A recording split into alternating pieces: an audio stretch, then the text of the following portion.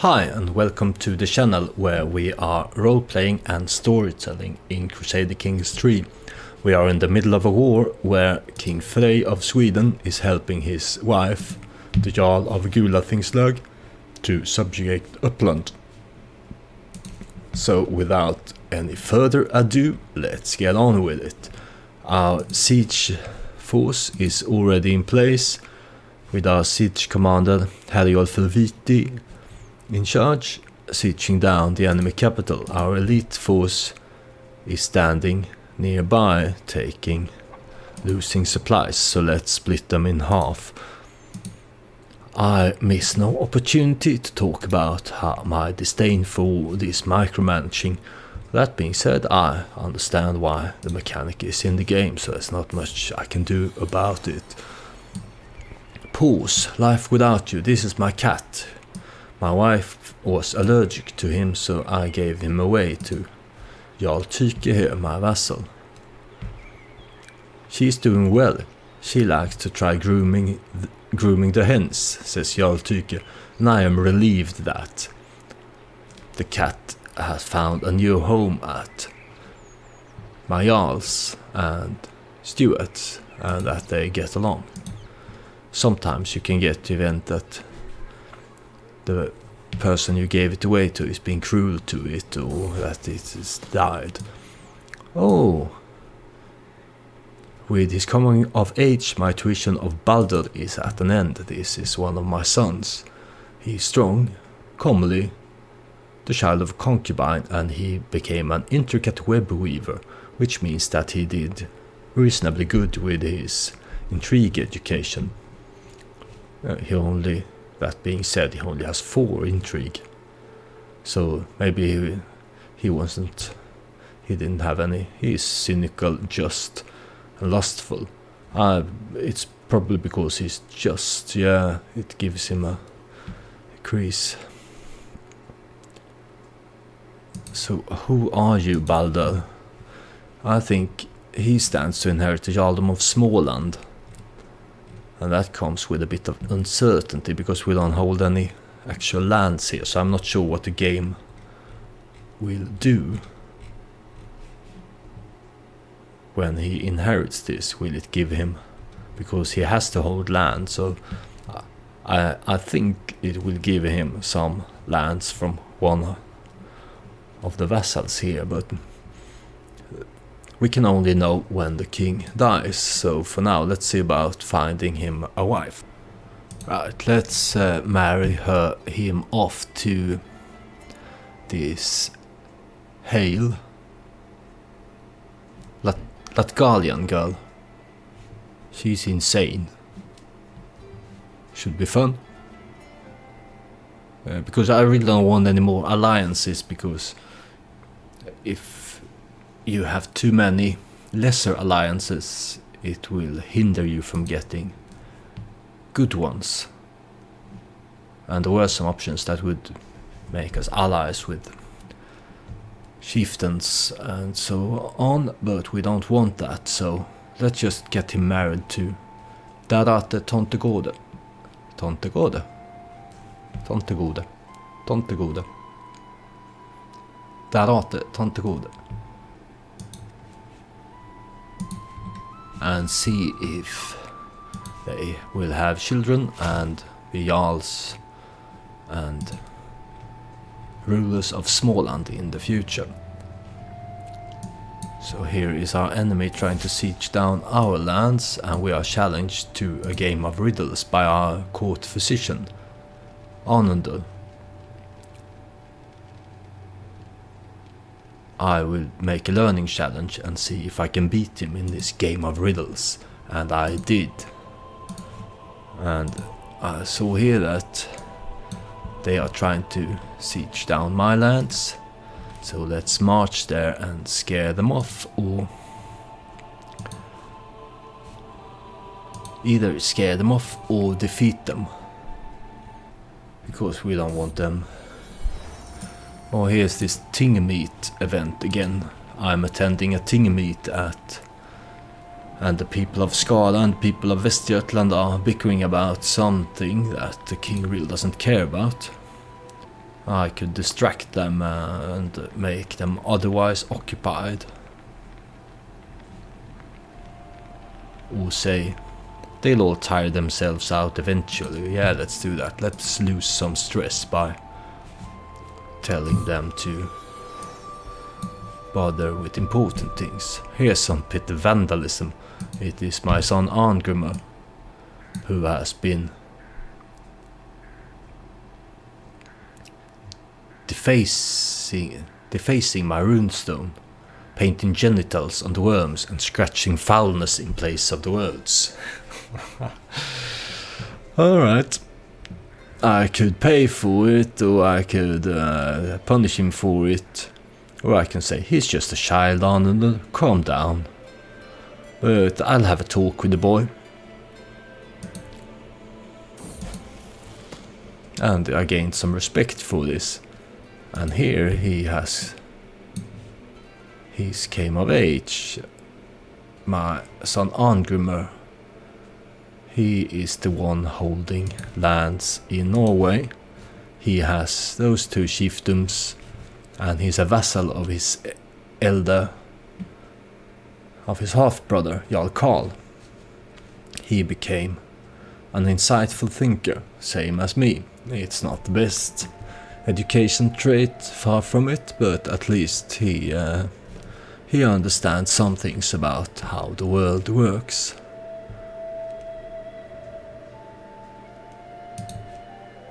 And he has betrothed himself, because when I gave him land, I gave him permission to organize his own marriage, and he has betrothed himself to Tora Sigurdsdottir of Sigurdur. She's 37, so you'll have to get on with it if you are going to have children with this daughter of King Sigurdur, Princess of Denmark. It's a good alliance for you, no doubt, but maybe you should think about someone more closer to your age, but who maybe he likes mature women. And he's 16 years old, so he should have no problem. And I mean, Tora, she's a good-looking woman. Go for it, boy. Go for it. Does she have any? No. She's 37 years old and doesn't have any children. Well, maybe she's infertile, or maybe she has never had a man, or... Anyway, I can only speculate about those things, so let's see how this plays out. I enjoy this game so much because all those things happen that you can laugh at or think about, and yeah, you arranged this betrothal yourself, so I suppose that is what you want. Yeah.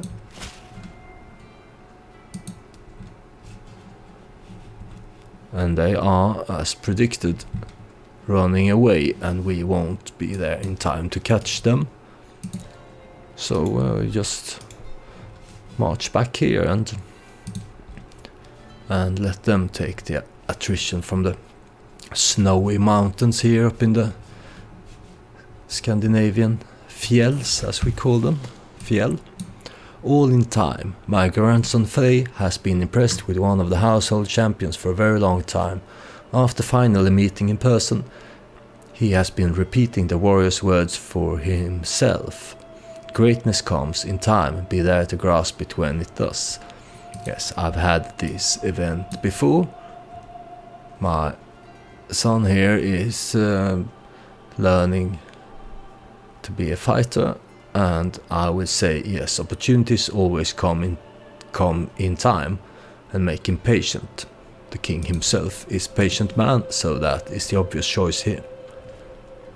And there we siege down the capital of our enemy. What more lands does he hold? He holds this tribe here in the mountains. Oh, I misclicked, and now it looks like there's going to be a battle. I mean, if we make it there in time, we can win. But it was not good of me to send my inexperienced levies up there to die. My daughter Gerda, she's married to Zygmunt Milchanov, heir to the kingdom of Bohemia. That is great, because I think, yeah, I married her to him matrilineally, because he wasn't the heir. He was, I don't know which place in line to inherit he was, but he had many claims and he was a wanderer.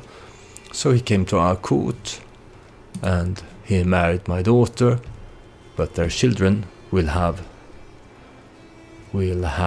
be of our house, Korp.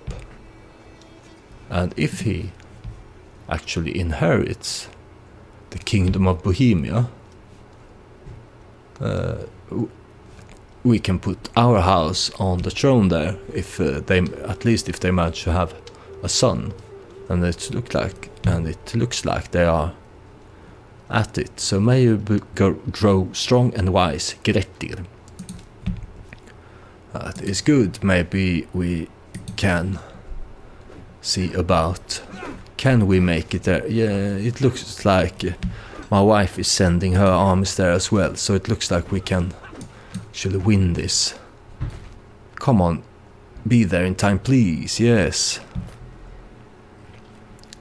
It was a victory, but it was our first sieging force was nearly defeated before the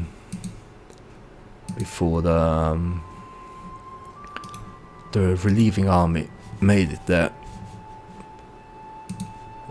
It was not good decision of me and my commanders to march there that recklessly. Here is someone raiding Gotland, my vassal there. They are offering to trade instead of raid, and we will accept. Hearts and minds. My son, Chieftain Angrimmer, has lately been telling me how impressed he is with the generosity of Chieftess Rikiza. Apparently she came through for him when he needed it the most. Chieftess Rikiza, the impaler of Cheltia. She is... she's a fun character. In the last episode she came to our court and seduced the nearly 80-year-old king and had some fun with him in the privy. And now she is maybe she's trying to seduce my son here. He has already proven that he has taste for elder women. He's married to this 38-year-old, and here comes 27-year-old Chieftess Rikiza, the Impaler. Maybe she's trying to sleep her way through all of the royal family. Perhaps I have been underestimating her. Maybe I have. I will keep an eye on Chieftess Rikiza. Let's mark her as important. It's at this time in the wars when I start to think that can't just be over and done with. Here our army starving up in the snowy mountains here. And he has clearly lost. Yeah, there it was. We won the war, and I will stand my armies down, return home and get some food and warmth after being up in those mountains. But this was a good war for us.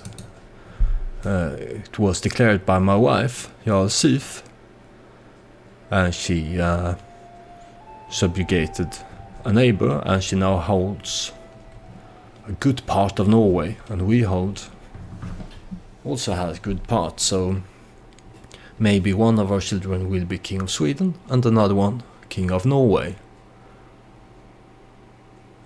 It's for the game to figure out and do the numbers on when the king dies. He is 80 years old now, but he has this from his learning lifestyle tree. He will get the heads up 1 year before he dies of natural causes. So as long as he don't die in battle or get murdered or anything unexpected happens to him, we will have some time to prepare before he departs. But this is good because we can unite Sweden and Norway to a great Norse kingdom in the north. And we further down the line we have this is my firstborn daughter. She's married to the king of Denmark, so she's the queen of Denmark. So we have a strong Viking alliance here, and we shall see what we can do with that. Can we now? Because look how weak King Lothar of Frisia, 14-year-old, unmarried. It's really not good that he is unmarried though, because if we declare war on him and he gets a strong alliance for marrying, that could be a problem. But that being said, can we declare a war to invade kingdom? I can't do Varangian adventure because you can only do that if you are a duke or a chieftain. If you're a king, you're not allowed to, because this is when you migrate, I think. Maybe some of our heirs will lose the kingdom title and then they can think about it, but we can definitely declare an invade kingdom war, and you can only do one of those in your lifetime. So we really should take the opportunity now with this king to invade Frisia. It's weak and ripe for the taking, right? He has no allies, he has a vastly inferior force to ours, and we have many allies to call if we should need them, because he could get an ally to help him, and he probably will. But these are rich lands, and it will also be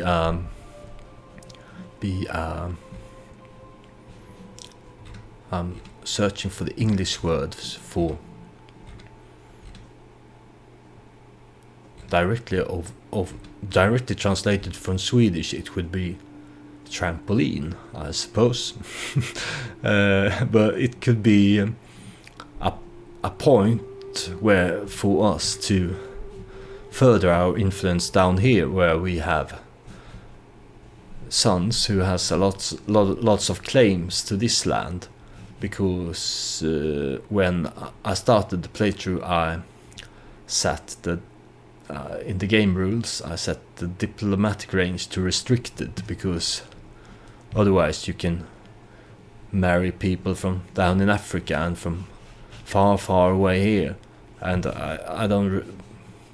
It's a bit immersion breaking, because we wouldn't even know that these lands existed. I mean, so that's why I set the diplo range to restricted. But anyway, it has this far restricted us from going to war against France and England, for example. But we can reach here, and we shall definitely declare this war to invade the kingdom of Frisia. It's an opportunity that we cannot let slip by. And that will happen in the next episode. So thank you very much for watching this one. See you in the next episode where we conquer Frisia, hopefully. Goodbye.